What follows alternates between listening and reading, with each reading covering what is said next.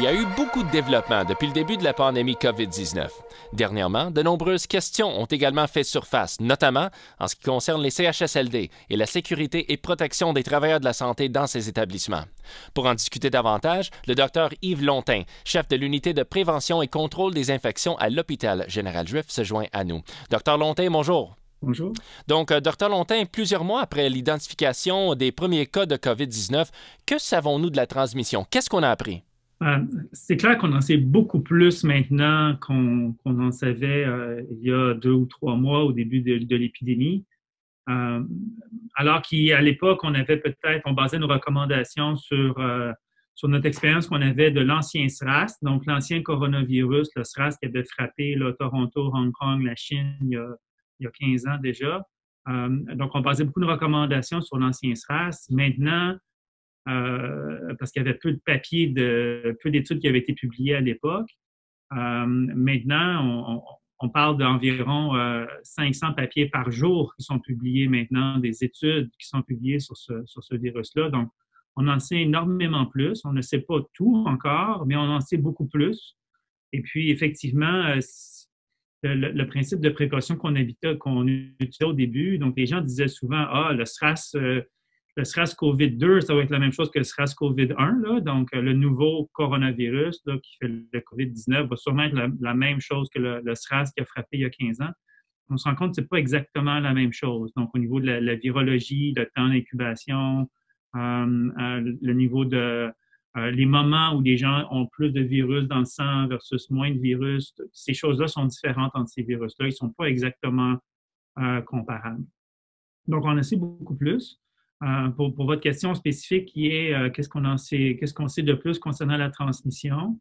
Vous avez probablement vu beaucoup, les gens qui suivent les nouvelles ont vu probablement plein de papiers sortir ou en fait d'être cités.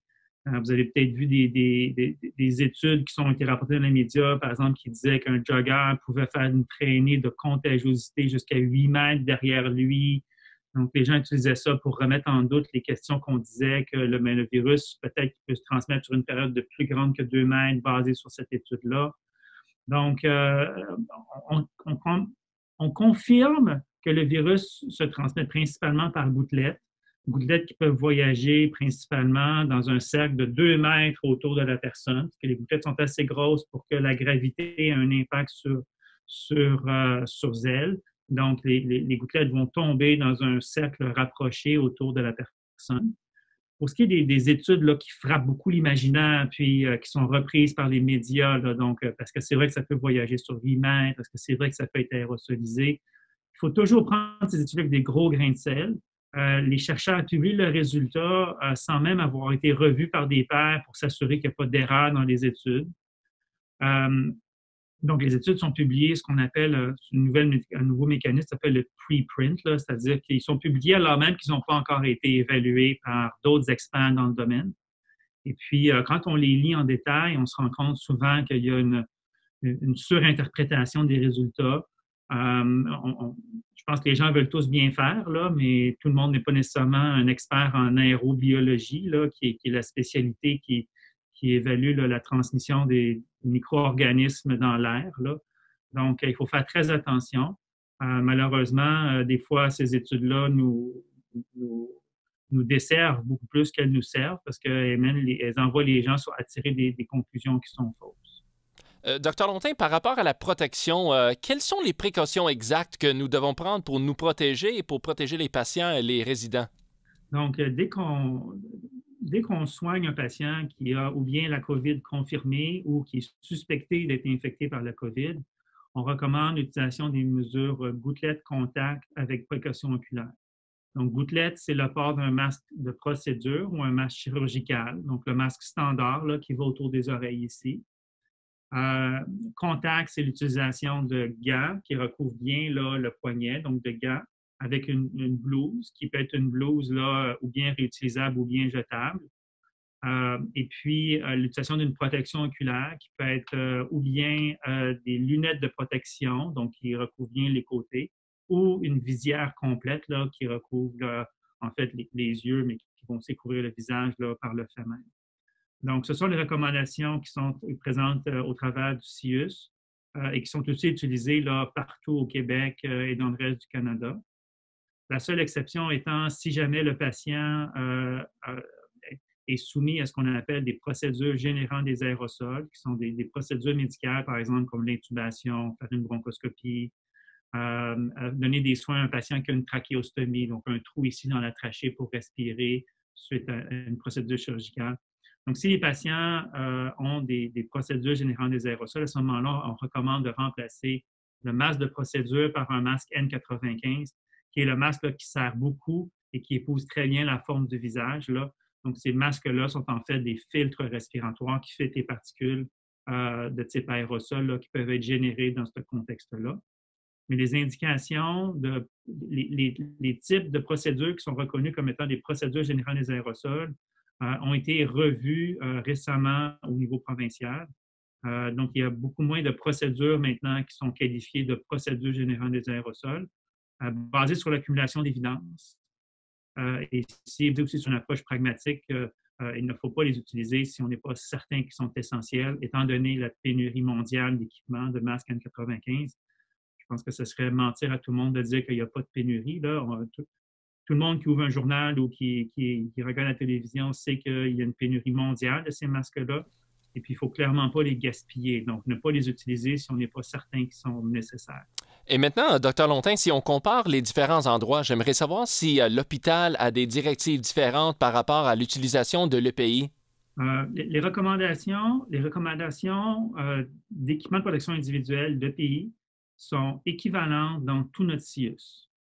Quand je dis équivalent, ça ne veut pas nécessairement dire identique en termes de la pièce d'équipement exactement. Il peut y avoir des variations un peu. Par exemple, présentement, dans les CHSLD, les gens utilisent beaucoup la blouse jetable, alors qu'à l'hôpital juif, on utilise beaucoup plus la blouse réutilisable, la blouse lavable en coton.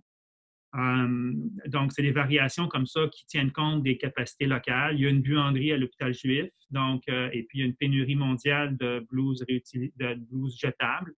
Donc, l'hôpital juif, on a décidé d'y aller avec la blouse réutilisable qu'on peut laver, étant donné la présence d'une buanderie de forte capacité. Mais comme dans beaucoup de ressources CHSLD, réadaptation, les ressources privées de notre CIUS, comme il n'y a pas de buanderie locale qui peut faire du volume, à ce moment-là, on les a équipés avec des blouses jetables. Donc, pas identiques, mais équivalentes. C'est des blouses qui sont toutes les deux des blouses acceptables pour soigner des patients suspectés ou confirmés d'être atteints par la COVID. Même chose avec la protection oculaire. Certains centres vont avoir la visière complète, d'autres vont avoir la protection oculaire de type lunettes.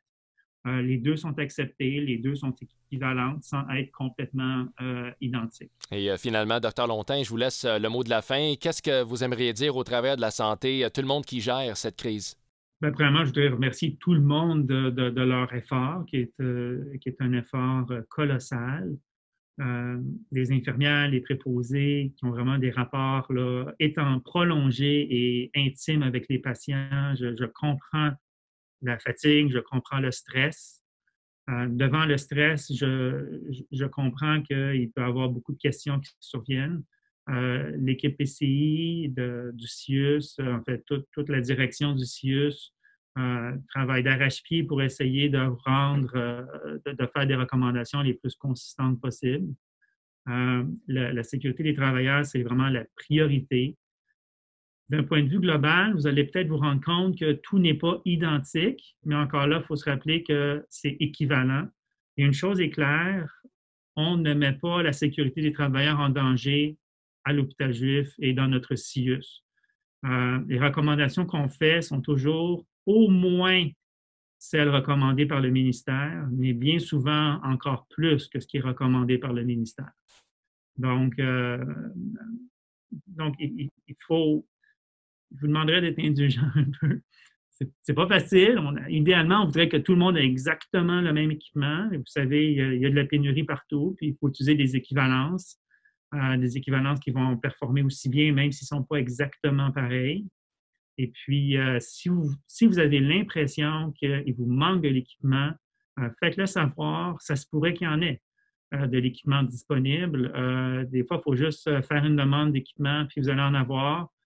Que ce soit, par exemple, si vous avez juste des gants courts et que vous avez l'impression que les blouses sont trop petites, vous n'arrivez pas à recouvrir correctement votre blouse avec le gant, bien, faites une demande pour des gants à manches longues, des gants à poignets longs, et puis probablement qu'on va vous en trouver parce que c'est tout à fait justifié dans ce contexte-là. On ne veut pas que des gens aient de l'espace de poignet à découvert lorsqu'ils soignent des patients avec la COVID.